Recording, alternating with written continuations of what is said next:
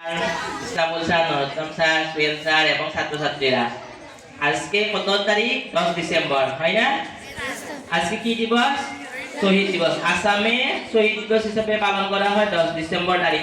প্রত্যেক বছরে পালন করা হতো, কিন্তু আজকে বিশেষ করে নির্দেশ দেওয়া হয়েছে, কারণ গতকালকে 855 জন শহীদের জন্য প্রত্যেকের প্রতিমূর্তি স্থাপন করে একটি শহীদ স্মারক ক্ষেত্র নির্মাণ করা হয়েছে গুয়াহাটিতে।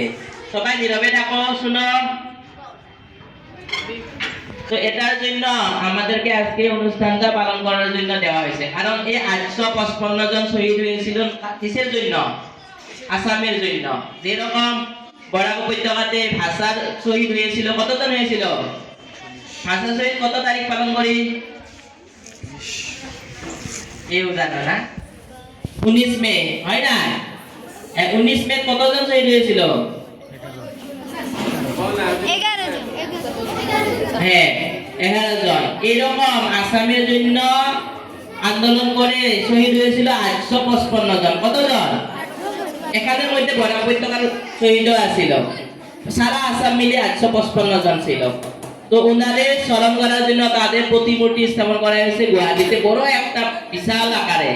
তো তাদের স্মরণের জন্য আজকে আমরা এই দিবসটি পালন করি, এবং আজকের অনুষ্ঠানটি শুরু করতে প্রদীপ প্রজ্বলন করার জন্য আমি আমাদের স্যারকে, বিএসসি স্যারকে অনুরোধ করছি, আর স্যারকে সাহায্য করবো নরোত্তম স্যার।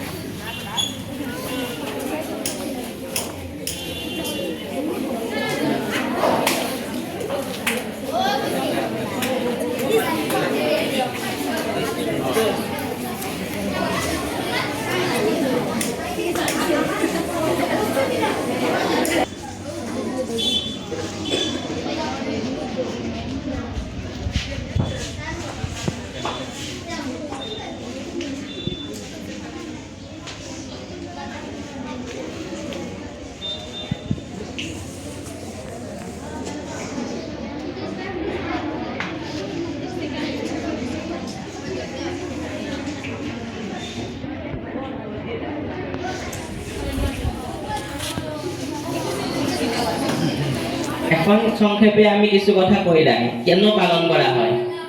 দেখো, আমাদের আসামে প্রচুর জায়গা, সাধারণত বাংলাদেশে যেরকম জনবসতি ঘন, এইভাবে আসামে জনবসতি এরকম ছিল না। শোনার ইচ্ছা আছে নি? Yes sir. তো এর জন্য বাংলাদেশ থেকে বিশেষকে অনেকগুলো মানুষ আমাদের আসামে আসতো।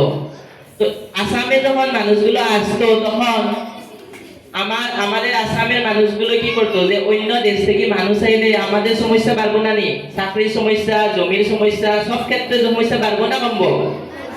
বাড়বো। এর জন্য আসামের মানুষগুলো আন্দোলন শুরু করলো যে যারা বিদেশি তাদেরকে আমরা আসামে আর জায়গা নেওয়া হবে না। বুঝা গেছে? কিন্তু বাংলাদেশ যখন স্বাধীন হয়েছিল, ভারতবর্ষ বাংলাদেশকে সাহায্য করছিল, তখন বর্ডার গুলো ছিল না।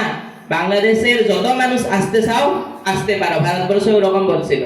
ভারতবর্ষ কি বলছিল? যুদ্ধের সময় পাকিস্তানের লোকে যখন বাংলাদেশের যুদ্ধ লড়াই হইতো, তখন তারা বলছিল যে ভারতবর্ষ আমরা সাহায্য করবো তোমাদেরকে বাংলাদেশ স্বাধীন হওয়ার জন্য।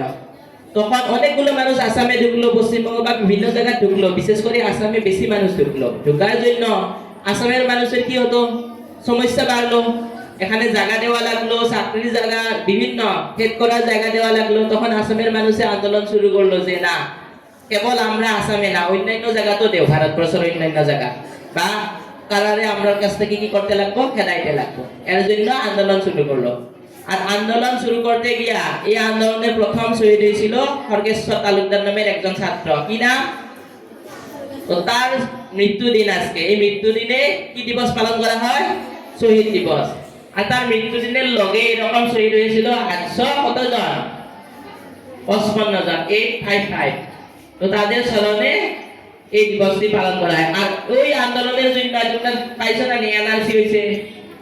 এনআরসি মানে কইছে যে আন্দোলনের 1951-এ বা 71 পর্যন্ত ধরছে, এমনি ভারতবর্ষতে 51 পর্যন্ত যারা ভারতবর্ষের যে যে কোনো প্রমাণপত্র দেখাইতে পারে আমরা ভারতের মানুষ, তারা ভারতবর্ষের নাগরিক। আর আসামের ক্ষেত্রে হয়েছে 71 কারণ বাংলাদেশ স্বাধীন হয়েছিল 1971 সালে। এর জন্য 71 পরে যে মানুষে কাগজ দেখাইতে পারতো না, তারা এনআরসি কি হইতো না, নাম আসতো না, তারা কি কইব, বিদেশি বা অবৈধ প্রব্রজনকারী কইব। বুঝা গেছে? ওই আন্দোলনের জন্য তারা মানে ওগুলোর জন্য তারা আন্দোলন করছিল। আর এই 855 জন শহীদের স্মরণ করার জন্য একটি গান রচনা করেছিলেন ভূপেন হাজারিকা। আর আজকে দিবসে এই গানটি আমরা সবাই শুনি এখন।